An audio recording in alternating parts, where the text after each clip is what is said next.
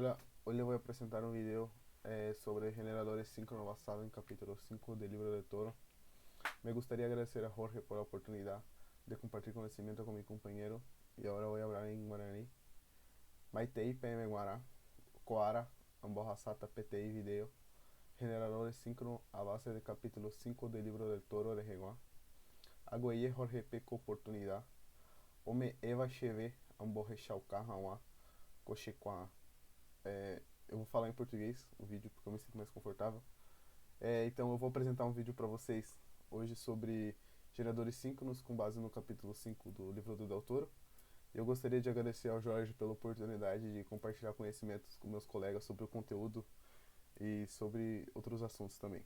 Então, tratando de geradores síncronos, primeiramente a gente já vai ter uma breve noção que eles vão estar dentro dos motores ou dentro da família de máquinas elétricas funcionadas da corrente alternada, que vão ser divididas basicamente nesses requisitos. A gente vai tratando principalmente aqui das máquinas trifásicas e síncronas, que vão ser separadas ou distinguidas de acordo com os polos, principalmente para máquinas síncronas, que vão ter uma grande diferença no seu funcionamento e na sua construção, que pode ser de ímã permanente, de polo saliente ou de polo liso, que a gente vai tratar hoje. Geradores síncronos, tratando mais especificamente dentro de máquinas síncronas, eles vão ser utilizados para a gente conseguir gerar uma corrente trifásica que é utilizada popularmente pelo sistema elétrico. A gente tem como padrão a corrente trifásica gerada por esses geradores síncronos que são muito difundidos. O que a gente vai ter dentro do aspecto construtivo? A gente vai ter um estator que vai ser muito semelhante à máquina de indução trifásica, ou a máquina de indução. A gente vai ter isoladores e as bobinas ordenadas, cada fase com a sua coordenação, e normalmente elas vão estar defasadas em 120 graus físicos, geométricos no caso, dentro do círculo do estator, para a gente conseguir ter uma onda trifásica, vamos dizer assim, senoidal. Dentro do rotor, como já foi dito anteriormente, a gente vai poder separar o rotor em três tipos principais dentro de geradores síncronos ou de máquinas síncronas no caso. Ele pode ser de polo liso, de polo saliente ou de ímã permanente. E depois a gente vai ver o que esse comportamento vai interferir dentro do sistema ou do projeto que a gente vai querer dimensionar o nosso gerador. É importante salientar que geradores síncronos, máquinas síncronas no caso, a gente vai ter um rotor alimentado por corrente contínua. Ou a gente vai ter a presença de ímãs permanentes que vão gerar um campo magnético no nosso rotor para que a gente consiga gerar essa tensão no estator e, consequentemente, a corrente elétrica para o sistema elétrico. Então, vão ser máquinas elétricas de excitação dupla, no qual a gente vai ter excitação tanto no rotor, depois a excitação do estator, que vai ser gerada pela excitação do rotor. A gente vai poder caracterizar os nossos geradores, ou nossa máquina, de acordo com a topologia do circuito magnético do rotor. Que a gente vai ter, pode ser de polos salientes, que a gente vai ter algumas características específicas, como um grande número de polos, ele é muito utilizado em gerações de grandes hidrelétricas. Ele vai ter uma baixa rotação, porque o nosso rotor vai estar atrelado a uma turbina ou alguma coisa que faça girar, porque do aspecto elétrico a gente só vai ter excitação para gerar esse campo, para que posteriormente a gente possa gerar a nossa tensão no estator, a nossa potência elétrica. Mas mecanicamente, quem vai fazer esse campo girante girar literalmente, vai ser a nossa turbina que vai estar gerando esse movimento, que vão ser vindo de outros tipos de energia, como energia hidráulica, eólica e entre outras. Ele vai apresentar baixa rotação pelo número de polos, que a gente vai ter que coordenar o número de polos tanto do rotor quanto do estator. Ele vai apresentar uma grande circunferência. O comprimento axial dele é reduzido por conta dos polos salientes. A gente vai ter, ele vai ser muito utilizado em turbinas elétricas. Outra classe que a gente tem vai ser de polos lisos, ou rotor cilíndrico, que a gente vai ter todo o rotor liso, no qual a gente vai ter os polos que vão ser gerados pela fonte CC, vão estar dentro desse rotor. Por que ele tem isso? Porque ele normalmente é tratado com um número reduzido de polos, ele vai apresentar uma rotação muito elevada, na casa de 1500 RPM, acredito eu, e eu estava vendo uma referência que falava 1500 a 3000 RPM. Ele vai ser utilizado normalmente em turbinas a vapor a gás, onde a gente vai ter vários graus de expansão desse gás, no qual a gente vai querer gerar essa energia. Ele vai apresentar fatores pela reduzida quantidade de polos. Ele vai ter uma pequena circunferência e um comprimento axial muito elevado, para que a gente consiga ter o mesmo resultado na geração de energia elétrica. Aqui a gente pode ver um rotor de polo saliente, no qual eu achei interessante a gente trazer para a gente ver essa construção de como vai ser essa estação CC. Normalmente ela é feita através de uma fonte CC, pode ser, por exemplo, uma bateria, uma pilha, alguma coisa do tipo.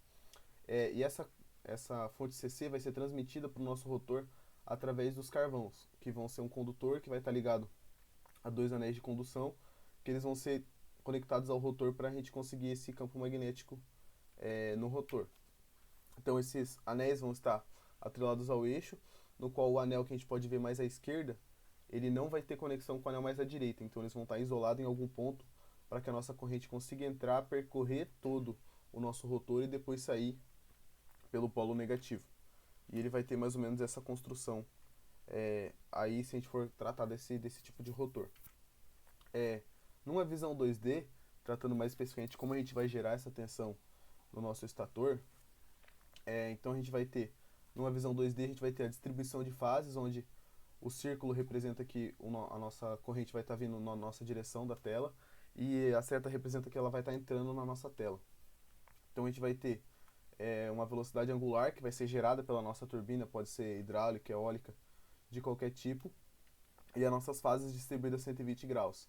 Aqui a gente separa como A', B', e C', no qual a gente vai estar tratando tanto da nossa parte positiva quanto negativa, pode-se dizer assim, da nossa corrente quando a gente for tratar, ou da nossa tensão que a gente vai excitar no estator. Então, o que a gente vai ter? Com a nossa fonte CC alimentando o nosso rotor, a gente vai ter a criação desse campo. E esse campo vai ser o nosso campo girante com a velocidade angular que vai ser exercida nele. Para que a gente consiga excitar esse estator com o campo para que ocorra a nossa geração de energia elétrica. Então a gente vai ter, colorindo as fases ali para ficar mais fácil o entendimento, a gente vai ter esse campo que conforme ele for girando, ele vai acabar interagindo vai acabar gerando fluxo magnético, que vai acabar gerando fluxo, vai acabar gerando tensão e posteriormente a corrente do nosso estator. Então a gente vai ter a fase A normal, ela vai estar bem no polo norte, então ela vai estar com maior ponto de tensão ou de excitação do fluxo, com maior fluxo, e no caso o polo B' e C', que eles vão ser a parte negativa da nossa fase, eles vão estar com um valor no grau de 60 graus para mais e 60 graus para menos em relação à nossa fase A. Então, conforme o nosso campo for girando, a gente vai conseguir ver que esse campo, essas fases vão mudando. Por exemplo, a gente pode ver que o C', que antes estava com a tensão vindo para cá, a corrente no caso, desculpa, vindo para cá, ela vai alterar. Agora ela vai começar a entrar para dentro da nossa tela. Então, conforme o campo for girando, posteriormente eu vou mostrar um GIF, que vai ficar muito mais fácil o entendimento. A gente vai ter a alteração dessa corrente que vai ser, vamos supor, posteriormente vai ser gerada no estator. E vai ser basicamente esse funcionamento. Agora a gente vai tratar um pouco mais sobre como a gente vai excitar essa tensão com base no nosso giro do nosso rotor. Que o livro traz dois casos, para o T1 e para o T2. Eu achei interessante a gente fazer o círculo completo do nosso motor para ficar mais intuitivo, para a gente ver como funciona do nosso gerador, para a gente ver como funciona cada passo de cada movimento. Então a gente vai fazer, ele vai ter uma movimentação de 60 graus, 60 graus físicos ou 60 graus elétricos, que ele vai acabar movimentando no sentido contrário do relógio, no sentido anti-horário. A gente vai ver como vai alterar a nossa tensão no estator, que a gente vai estar extraindo do nosso gerador síncrono. Então, como a gente vai ter? Para esse caso 1, a gente vai ter uma maior tensão na fase A, por quê? Porque a fase A está bem em frente ao nosso polo norte do rotor, que foi esse polo que foi gerado pela alimentação CC. E as fases B' e C', que são a parte negativa dessas fases, elas vão estar iguais, porque elas vão estar com o mesmo ângulo em relação ao nosso rotor, ou ao nosso eixo de orientação do rotor. Então a gente vai ter que posteriormente a gente vai alterar, ele vai ser direcionado 60 graus no sentido anti-horário. A gente vai ter qual comportamento? A nossa parte negativa da fase B, a B' no caso, ela vai ser aumentada ou vai ser ter um valor aumentado, vai ser o máximo do mínimo, é como foi dito em sala. E as nossas fases A e B, A e C, desculpa, elas vão ter o seu valor aumentado. A vai ter o seu valor diminuído e a C vai ter o seu valor aumentado pela interação com o campo. Porque onde a gente tinha o C, ele estava com um fator, estava com a seta na primeira imagem. E agora na segunda a gente já vai ter um círculo que vai representar aqui. Essa fase vai ter seu valor aumentado até que ela vai chegar no pico, ali no final do gráfico de baixo. Aí posteriormente a gente vai ter o nosso campo como referência, eu estou utilizando o polo norte do rotor. Chegando na nossa fase C, qual a nossa fase C vai atingir o nosso ponto de máximo, que vai ser bem aqui onde a gente pode ver, a nossa fase C vai atingir o ponto de máximo. E no caso, a nossa fase A e a fase B, elas vão estar com o mesmo valor, porque elas vão estar separadas por 60 graus do nosso polo norte.